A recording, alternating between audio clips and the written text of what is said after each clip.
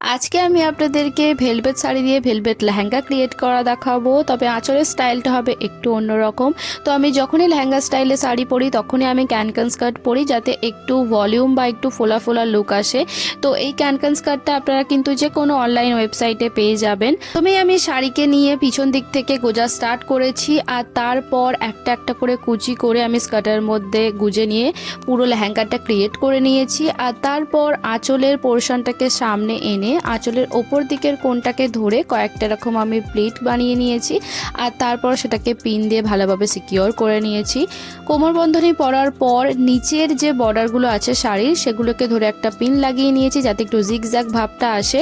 আর তারপর বুকের কাছে যে বর্ডারটা লুজ হয়েছিল সেটা যাতে লুজ না হয়ে থাকে, ওখানেও একটা আমি পিন দিয়ে ভালোভাবে সিকিওর করে নিয়েছি। এইভাবেই একটা ভেলভেট শাড়িকে আপনারা নর্মালও পরতে পারবেন, আবার সেটাকে লেহেঙ্গার মতো ক্রিয়েট করে ভেলভেট লেহেঙ্গাও পরতে পারবেন।